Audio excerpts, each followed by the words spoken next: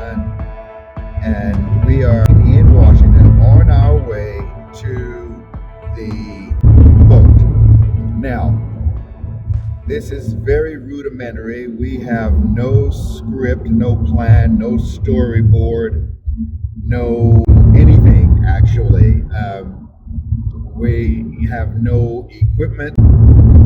We just wanted to document, however, the beginning of this journey. Well, it's not actually the beginning of the journey.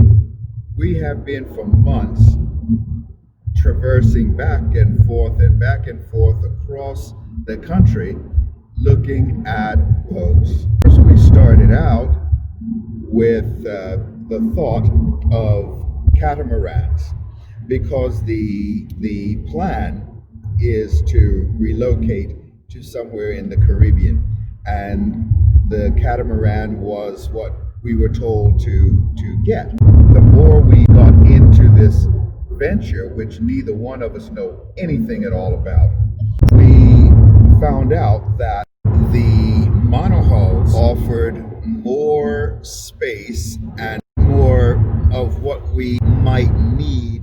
The dream is okay, a 70-foot or maybe 75-foot. That way we can do pretty much what we want. I then get a call that says, stop everything, I bought a boat. And this one kind of made a good decision, business decision actually, that we should start with something smaller where we can learn and get proficient, and then move up to the dream boat. I argued and fussed and fought and made a lot of nasty faces, but yeah, okay. So that particular part of the plan was probably a good one. Way across the country here in Washington, which is cold and damp and rainy, not where we wanted to be at all, but still, we had a survey done a couple of days ago. It was pouring raining and we couldn't do the haul out. So today, even though it's not raining, it's still gloomy and cold, but we're going to do the haul out. We're on our way now to the Olympia Yacht Club, I think it's called, yes, okay, to start that process.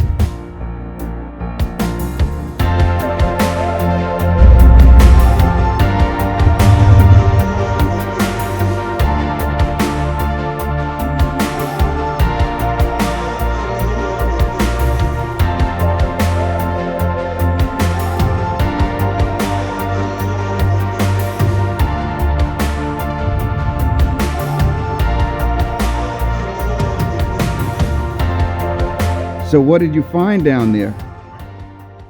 When you go out the way at the end of the dock, you can get the more of a distance shot of the boat. So I was getting shots, taking a little video. And now I'm going to go lock the car and be back to go to the boat. We are now in the marina on our way down to the boat to go from here to Swantown, which is another marina where they have the facilities to do the haul out. Good morning. Good morning. This is our captain. This is Captain Mark, a well-known fixture here at the Olympia Yacht Club. We're very happy to have him with us, and he's going to take us over to the haul out on the 48-foot Hatteras. We're feeling proud, we make lots of sound at the foot of the mountain. We dance all around, we move in the ground, and drink from the fountain, pouring time from pot to cup. As with all diesels, you get a ton of smoke, but that's normal. The diesel's going in there is just cranking over, but it's not firing. So when it fires, finally, you're going to get a lot of smoke. What you look for is how quick the smoke dissipates. Now, if this was still a smoke cloud or a bit worse, that would tell you there's concerns for the engine's integrity.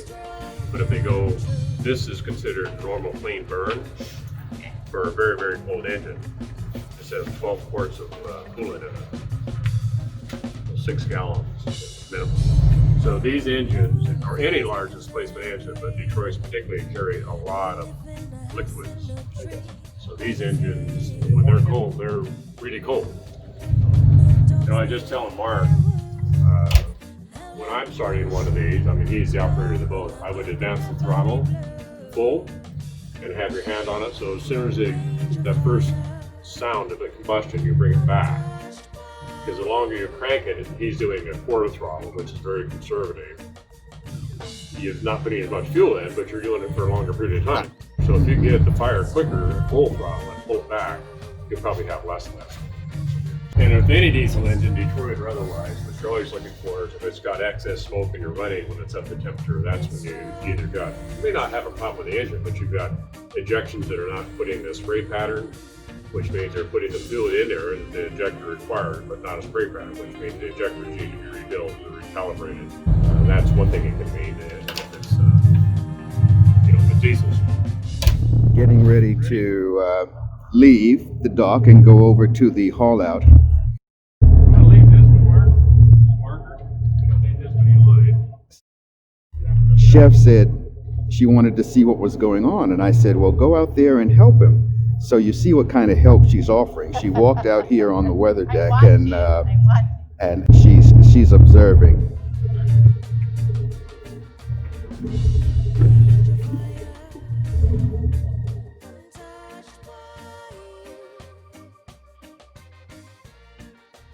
They have a lot of experience on these boats.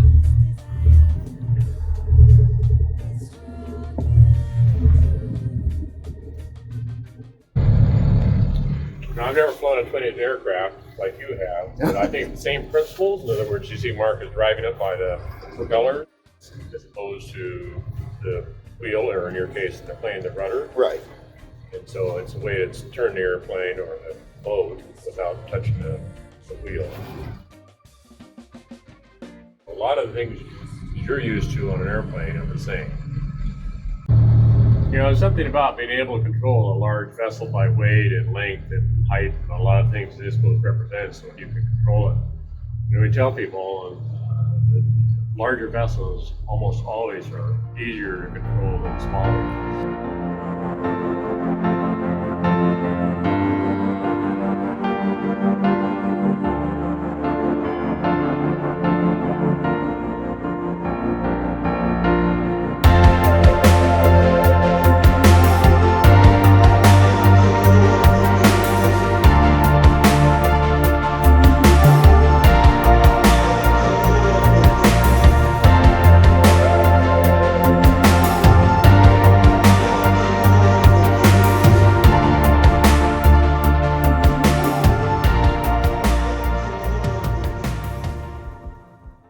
We're done. We've had a cold but interesting and successful day. The surveyor said it wasn't too bad, so we're still real hopeful everything's going to go according to plan, and these videos will get better as we are a little better prepared and have the rest of our equipment and that sort of thing. So anyway, this is the first little documentation for